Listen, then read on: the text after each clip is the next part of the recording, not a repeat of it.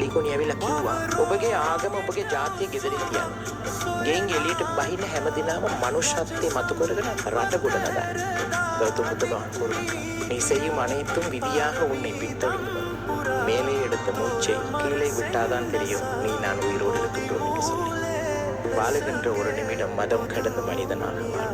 एक සිංහලට පැහැදිලි කරන්න ඒවයි නැත්තම් බලයි මොකද්ද මේ කිව්වේ බුදුරජාණන් වහන්සේ ළඟට ගිහිල්ලා අහනවා බ්‍රාහ්මණ බමුණෙක් ස්වාමීනි මනුස්සයාගේ ආවිස කල වෙච්චද කියලා.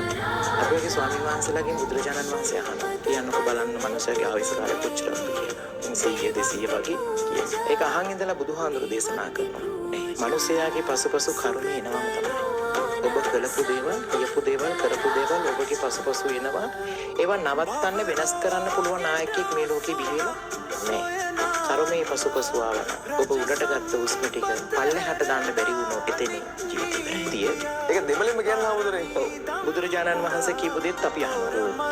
යේසුස් වහන්සේත් මේ ලෝකෙට ලස්සන හොඳ දේවල් කියලා දුන්නේ එකත් අහනවා. නබිතුමත් ලස්සන හොඳ වචන ටිකක් මේ ලෝකෙට කියලා දුන්නේ එකත් අහනවා. ක්‍රිෂ්ණ පරමාත්මත් ওই ටිකමයි කරේ. දැන් මගේ ළඟ ධම්මපදෙත් තියෙනවා. ත්‍රිපිටකෙත් තියෙනවා. භගවද් ගීතාවක් තියෙනවා. බයිබලෙත් තියෙනවා. සුද්ධ අලුත් පුරාණෙත් තියෙනවා. ඉතින් මේ හතරින්ම අපි ඉගෙනගෙන තියෙනවා. ඒ නිසානේ පල්ලියෙත් බණ කියන්න පුළුවන් වුණේ. අන්பார்ந்த உறவுகளே மதங்கள் என்பது மனிதர்களை வாழ வைப்பது.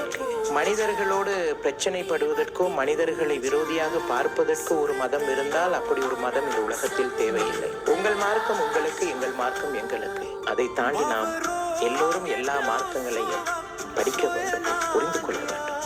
அதில் எந்த பாவமும் கிடையாது.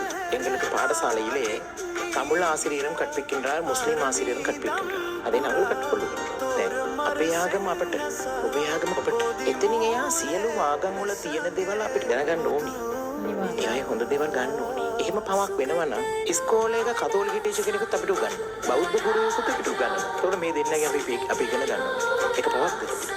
ගොඩක් කුසල් කරන්න කාලයක් කුසල් කරන්න. අපිට සබහාදාමි පාඩමක් ඉගෙනුවා.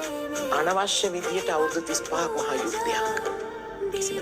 අම්මලාට දරුවනේ දරුවන්ට අම්මලාට කොච්චර නාස්ති වෙලාද අපේ කාලේ කොච්චර ලී ගැලුවද කාලේ කොච්චර පස්සට ගියා ඒ කාලේ කොල්ල කෙල්ල වැඩ කරන අද මීට ලස්සන වෙලා රට දෙද්දර කොච්චර විචිකද පස්සට ගියා සුනාමියක් ආවා පාඩමක් ඉගෙනුවා කොරෝනා ආවා පාඩමක් ඉගෙනුවා පාස්කෝ ඉරිදා පාඩමක් ඉගෙනුවා මේ මහා ගංගාවතර සුනාමියක් වගේ ගංගාවතරයක් වගේමයි පාඩමක් මේකෙනුත් පාඩමක් ඉගෙන ගත්තේ නැත්නම් පත්තු කරලා මා කරපු පව් සියලු පව් මා කරපු සියලු කුසල් පින්බලෙන් ගෙවේවා කියලා වචනය කිව්වට ඉවෙන්නේ නන්දි සාමී පින් කරා කුසල් කරා අලි මරණ එක නවත්තන්න. අරින්ද ජීවත් වෙන්න දෙන්න. කොච්චර සතුටුමයි.